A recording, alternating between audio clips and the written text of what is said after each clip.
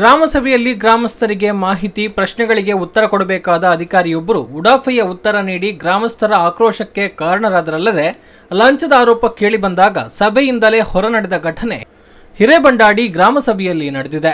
ಈ ಅಧಿಕಾರಿಯ ವರ್ತನೆಯಿಂದ ಆಕ್ರೋಶಿತರಾದ ಗ್ರಾಮಸ್ಥರು ಈ ಅಧಿಕಾರಿಯನ್ನ ಸರ್ಕಾರಿ ಕರ್ತವ್ಯದಿಂದಲೇ ವಜಾಗೊಳಿಸಬೇಕು ಎಂದು ನಿರ್ಣಯ ಕೈಗೊಂಡಿದ್ದಾರೆ.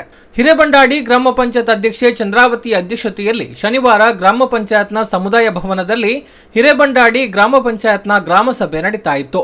ಪುತ್ತೂರು ಉಪ ಅರಣ್ಯಾಧಿಕಾರಿ ಸಂಜೀವ ಅವರು ಸಭೆಯಲ್ಲಿ ಮಾಹಿತಿ ನೀಡುತ್ತಾ ಇದ್ದಂತೆ ಗ್ರಾಮಸ್ಥ ರಾಮಕೃಷ್ಣ ಹೊಸಮನೆಯವರು ಮಾತನಾಡಿ, ಈ ಭಾಗದಲ್ಲಿ ಕೃಷಿಕರಿಗೆ ಮಂಗಗಳ ಹಾವಳಿ ವಿಪರೀತವಿದೆ, ಇದರ ಪರಿಹಾರಕ್ಕೆ ಇಲಾಖೆ ಏನು ಕ್ರಮ ಕೈಗೊಂಡಿದೆ ಎಂದು ಪ್ರಶ್ನಿಸಿದರು. ಇದಕ್ಕೆ ಉಡಾಫೆಯಿಂದ ಉತ್ತರ ಕೊಟ್ಟ ಸಂಜೀವ ಅವರು, ಮಂಗಗಳ ಹಾವಳಿ ಜಾಸ್ತಿ ಆಗೋದಿಕ್ಕೆ ಕಾರಣ ನೀವು ಹಣ್ಣಿನ ಗಿಡಗಳನ್ನು ಎಷ್ಟು ನೆಟ್ಟಿದ್ದೀರಿ ಎಂದು ವ್ಯಂಗ್ಯ ಮಿಶ್ರಿತವಾಗಿ ಪ್ರಶ್ನಿಸಿದರು. ಅದಕ್ಕೆ ಗ್ರಾಮಸ್ಥರು, ಅರಣ್ಯ ಇಲಾಖೆಯು ಅರಣ್ಯದಲ್ಲಿ ಎಷ್ಟು ಹಣ್ಣು ಹಂಪಲುಗಳ ಗಿಡಗಳನ್ನು ನಾಟಿ ಮಾಡಿದೆ, ಈಗ ಹಲಸಿನ ಹಣ್ಣು ಮಾವಿನ ಹಣ್ಣುಗಳಂತಹ ಹಣ್ಣು ಹಂಪಲಿನ ಮರ ಇರೋದು ಕೃಷಿಕರ ಭೂಮಿಯಲ್ಲೇ ಹೊರತು ಅರಣ್ಯದಲ್ಲಿ ಅಲ್ಲ ಅಂತ ಹೇಳಿದರು.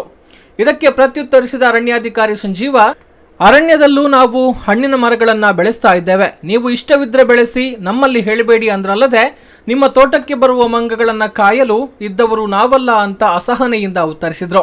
ನೋಡಿ, ನೀವೆಲ್ಲವನ್ನ ಹೇಳಿದ್ದೀರಿ. ಈಗಾಗಲೇ ರೈತರಿಗೆ ಮಂಗಗಳ ಉಪದ್ರ ಆಗಿದೆ. ಇದಕ್ಕೆ ನಿಮ್ಮಿಂದ ಏನು ಕ್ರಮ ತಗೊಂಡಿದ್ದೀರಿ ಸರ್ಕಾರದಿಂದ? ನನ್ನ ಮನೆಯಲ್ಲಿ 150 ಅಡಿಕೆ ಮರ ಇದೆ, 200 ಮಂಗಗಳು ಬರ್ತಾರೆ, 20,000ದಷ್ಟು ಬೊಂಡನ್ನು ಕೆಳಗೆ ಹಾಕಿಸಿದೆ. ನನಗೆ ಒಂದೇ ₹1 ಕೊಡಲಿಲ್ಲ. ಮಂಗಗಳು ಬರಲಿಕ್ಕೆ ಮೂಲ ಕಾರಣ ನೀವೇ. ಯಾಕಂದ್ರೆ ಅರಣ್ಯ ಹೆಚ್ಚಾಗಿ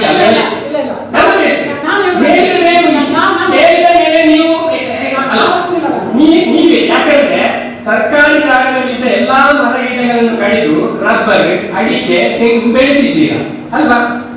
ಅದು ಅರಣ್ಯ ಒಳಗೂ ಹೋಗಿ ನೆಟ್ಟಿದ್ದೀರಾ 5 ಎಕರೆ 10 ಎಕರೆ. ನಮ್ಮ ಈ ಮಂಗ ಎಲ್ಲಿಗೆ ಹೋಗುದು? ನಾನು ಹೇಳ್ತೇನೆ, ಇದಕ್ಕೆ ಸರ್ಕಾರ ಯಾಕೆ ನೀವು ಮರವನ್ನು ನೋಡಿ ಮಾತ್ರ ಬೆಳೆಸಿದ್ದೀವಿ, ಹಣ್ಣನ್ನು ನೋಡಿ ಬೆಳೆಸಿಲ್ಲ. ನೀವು ನಾವು ಬೆಳೆಸಿದ್ದೇವೆ, ನೋಡಿ 80 ಮರ ಬೆಳೆಸಿದ್ದೇವೆ, ಹುಣಸೆ ಹಣ್ಣಿ ಮರ ಬೆಳೆಸಿದ್ದೇವೆ, ಏನು ಮರ ಬೆಳೆಸಿದ್ದೇವೆ. ಇದೆಲ್ಲ ಮಂಗಳಿಗೆ ಆಗುವಂತದ್ದು.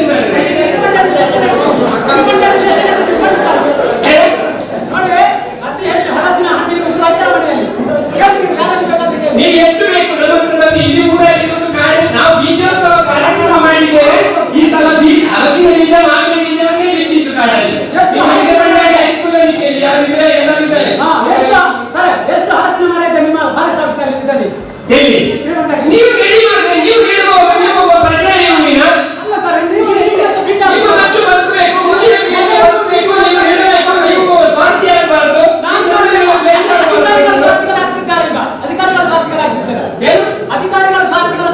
ಅಧಿಕಾರಿಗಳು ಎಲ್ಲರೂ ಸ್ವಾರ್ಥಿಗಳಾಗ್ತಿದ್ರೆ, ಜನಪ್ರತಿನಿಧಿಗಳು ಎಲ್ಲರೂ ಸ್ವಾರ್ಥಿಗಳಾಗ್ತಿದ್ರೆ ನೀವು ಇಲ್ಲಿ ಬಂದು ಕೂರ್ಲಿಕ್ಕೆ ಸಾಧ್ಯ ಆಗ್ತಿರ್ಲಿಲ್ಲ. ಎಲ್ಲವನ್ನ ಹಣ್ಣಿನ ನಡ್ತಿದ್ರೆ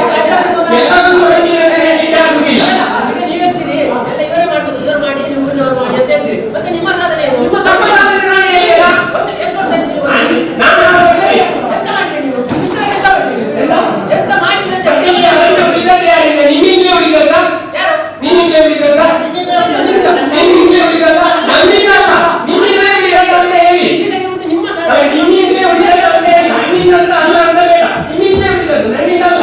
ಮತ್ತೆ ನೀವೆಂತ ಮಾಡಿದ್ರೆ ಅಂತ ನಮ್ಮಿಂದಲ್ಲ, ನಿಮ್ಮಿಂದಲೇ ಉಳಿದಲ್ಲ ಅಂತ ಹೇಳಿ ನೀವು ಉಳಿದಿದ್ದೀರಾ, ನೀವು ಉಳಿದಿದ್ದೀರಾ. ಮಾತಾಡಲಿಕ್ಕೆ ದಾರಿ ಇದೆ ಎನ್ನುವ ದೃಷ್ಟಿಯಿಂದ ಮಾತಾಡಬಾರದು. ಏನು ಬೇಗ ಅದನ್ನು ಮಾತಾಡಿ. ನೀವೆಷ್ಟು ಉಳಿದಿದ್ದೀರಿ, ನೀವೆಷ್ಟು ಉಳಿದಿದ್ದೀರಿ ಅದೇ ಹೇಳಿ.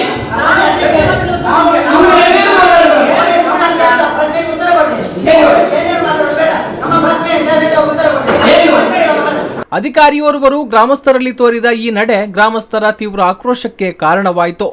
ಆಗ ಮಧ್ಯ ಪ್ರವೇಶಿಸಿದ ಸಭೆಯ ನೋಡಲ್ ಅಧಿಕಾರಿಯಾಗಿದ್ದ ಪುತ್ತೂರು ತಾಲೂಕು ಪಂಚಾಯತ್ನ ಯೋಜನಾಧಿಕಾರಿ ಸುಕನ್ಯಾ ಅವರು ನೇರವಾಗಿ ಅರಣ್ಯಾಧಿಕಾರಿಯಲ್ಲಿ ಗ್ರಾಮಸ್ಥರ ಪ್ರಶ್ನೆಗಳಿಗೆ ಉತ್ತರಿಸಿ ಸಹನಶೀಲರಾಗಿ ವರ್ತಿಸಿ ಅಂತ ಹೇಳಿದ್ರು.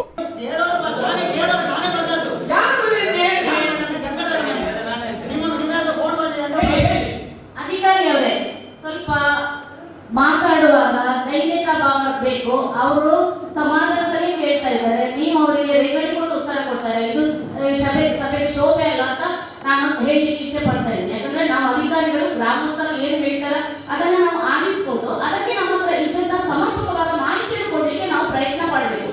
ನೀವೇ ಹೇಳಿದ್ರೆ ಆ ತರ ರೇಗಾಡ್ಬೇಡಿ, ಇದು ಸರಿಯಲ್ಲ ಅಂತ ಗ್ರಾಮ ಪಂಚಾಯತ್ ಸದಸ್ಯ ಹಮ್ಮಬ್ಬ ಶೌಕತ್ ಅಲಿ ಮಾತನಾಡಿ, ಇಲ್ಲಿ ರಸ್ತೆ ಬದಿ ಸಾವಿರಾರು ಹಣ್ಣಿನ ಗಿಡಗಳನ್ನು ನೆಡಲಾಗಿದೆ. ಇದಕ್ಕೆ ಯಾವುದೇ ಇಲಾಖೆ ಕಾರಣರಲ್ಲ. ಉದ್ಯೋಗ ಖಾತ್ರಿ ಯೋಜನೆಯಲ್ಲಿ ಗ್ರಾಮಸ್ಥರೇ ನೆಟ್ಟದ್ದು, ಅದು ಅವರದ್ದೇ ಕೊಡುಗೆ ಅಂತ ಹೇಳಿದ್ರು. ಬಳಿಕವೂ ಅರಣ್ಯಾಧಿಕಾರಿಯ ಸಹನೆ ಮೀರಿದ ಉಡಾಫೆಯ ಮಾತುಗಳು ಮುಂದುವರಿತಾ ಇದ್ದಂತೆ ವಿಷಯ ಪ್ರಸ್ತಾಪಿಸಿದ ಗ್ರಾಮಸ್ಥರಾದ ಸೋಮೇಶ್ ಸೇರಿದಂತೆ ನೀಲಯ್ಯ ಸರೋಳಿ, ದಯಾನಂದ ಸರೋಳಿ ಮತ್ತಿತರರು ಶಾಕ್ಯಪುರದಲ್ಲಿ ವ್ಯಕ್ತಿಯೋರ್ವರು ಮನೆ ನಿರ್ಮಾಣಕ್ಕೆ ನೆಲಸಮತಟ್ಟು ಮಾಡ್ತಾ ಇದ್ದ ವೇಳೆ ಒಂದು ಗೇರು ಮರ, ಒಂದು ಸಣ್ಣ ಅಕೇಶಿಯ ಮರ ಕಡಿದಿದ್ದಾರೆ ಎಂದು ಮರುದಿನ ಬಂದು ಜೆಸಿಬಿಯ ಕೀಯನ್ನು ಎಳೆದುಕೊಂಡು ಸೀಸ್ ಮಾಡ್ತೇನೆ ಅಂತ ಅದರ ಮೇಲೆ ಕೂತು ದರ್ಪ ಪ್ರದರ್ಶಿಸಿದ್ದೀರಿ. ಬಳಿಕ ಆ ಪ್ರಕರಣವನ್ನ ಹೇಗೆ ಮುಗಿಸಿದ್ದೀರಿ ಎಂದು ಮಾಹಿತಿ ಕೊಡಿ ಅಂತ ಹೇಳಿದ್ರಲ್ಲದೆ, ನೀವು ಅವರಲ್ಲಿ ಲಂಚ ಪಡೆದುಕೊಂಡು ಮತ್ತೆ ಆ ಪ್ರಕರಣವನ್ನ ಬಿಟ್ಟಿದ್ದೀರಿ ಎಂದು ಆರೋಪಿಸಿದ್ರು. ಆಗ ಅರಣ್ಯಾಧಿಕಾರಿ ಇನ್ನಷ್ಟು ಕುಪಿತಗೊಂಡಿದ್ದು, ನೋಡಲ್ ಅಧಿಕಾರಿಯವರ ಮನವಿಯನ್ನ ಕೇಳಿಸಿಕೊಳ್ಳದೆ ಆಕ್ರೋಶ ಭರಿತರಾಗಿಯೇ ಗ್ರಾಮಸ್ಥರಲ್ಲಿ ಚರ್ಚೆಗೆ ಇಳಿದ್ರು. ಲಂಚ ಕೊಟ್ಟವರನ್ನ ಕರೆದುಕೊಂಡು ಬನ್ನಿ ಅಂದ್ರು. ಈಗ ಯಾರ ಮನೆಯಿಂದ ಹೇಳಿ ನೀವು ಕಟ್ಟು ಮಾಡೋದಕ್ಕೆ ಜೆಸಿಬಿಯ ಕೀಡಿಕೊಂಡು ಸಾಕೇಪುರದಿಂದ ರೋಡಲ್ಲಿ ಹೋಗ್ತಿದ್ದ ಜೆಸಿಬಿಯ ಕೀಡಿಕೊಂಡು ಡ್ರೈವರ್ ಅನ್ನು ಕೂತ್ಕೊಳಿಸಿಕೊಂಡು ಅವರನ್ನು ಕರ್ಕೊಂಡು ಬನ್ನಿ. ನಾನು ಕೀಡಿಕೊಂಡು ನೀವು ಬಂದದೌದಲ್ಲ, ಬಂದದೌದು ಕಂಪ್ಲೇಂಟ್ ಬಂದಾಗ್ತದೆ. ಹೌದು, ಎಲ್ಲಿಯೇ ಬಂದದೌದು. ಅಲ್ಲಿ ಏನು ಮಾಡಲಿಲ್ಲ. ಮನೆ ಕಟ್ಟಲಿಕ್ಕೆ ಮರ ನೋಡಿ ಅಂತ ಸಣ್ಣ ಒಂದು ಅಕೇಶ ಮರ ಮುಚ್ಚಿ ಹಾಕಿದ್ರು. ಅದಕ್ಕೆ ಅಕೇಶ ಮರ ಒಂದು ಅಂತ ಹೇಳಿ ಅಕೇಶ ರೇಂಜ ಅಂತ ಹೇಳುವುದಕ್ಕೆ ಇಲ್ಲಿ ಏನು ಪ್ರಾಬ್ಲಮ್ ಇಲ್ಲ ಅಂತ ಹೇಳಿ ಬಿಟ್ಟು ಹೋಗಿದ್ದೆ. ಏನ್ ಪ್ರಾಬ್ಲಮ್ ಇಲ್ಲ ಅಂತ ಬಿಟ್ಟು ಹೋಗ್ಲೇಬೇಕಲ್ವಾ? ಹಣ ಯಾರು ಕೊಟ್ಟರು? ನೀವು ಕೊಟ್ಟಿದ್ದೀರಾ? ನೀವು ಕೊಟ್ಟಿದ್ದೀರಾ? ಹಣ ಕೊಟ್ಟವರು ಬನ್ನಿ. ಹಣ ಕೊಟ್ಟವರು ಬನ್ನಿ. ಹಣ ಕೊಟ್ಟವರನ್ನು ಕರ್ಕೊಂಡು ಬನ್ನಿ. ಹಣ ಕೊಟ್ಟವರನ್ನು ಕರ್ಕೊಂಡು ಬನ್ನಿ. ಕೊಟ್ಟವರು ಬನ್ನಿ.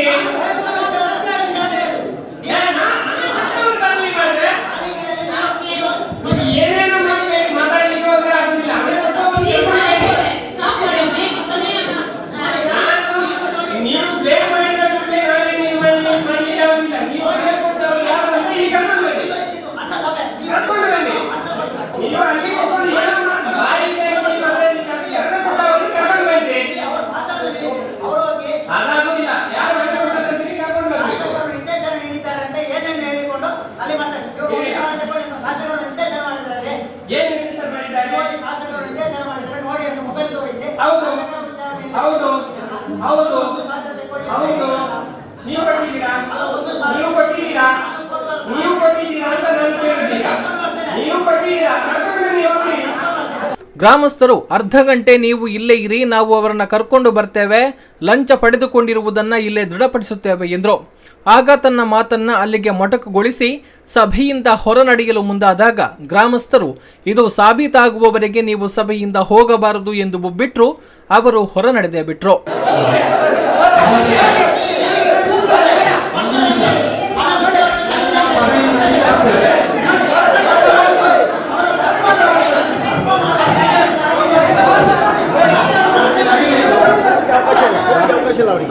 ಆಗ ನೋಡಲ್ ಅಧಿಕಾರಿ ಮಾತನಾಡಿ, ಓರ್ವ ಅಧಿಕಾರಿಯಾಗಿ ಅವರು ಈ ಗ್ರಾಮ ಸಭೆಯಲ್ಲಿ ಸಹನೆಯನ್ನ ಮೀರಿ ವರ್ತಿಸಿದ್ದಾರೆ.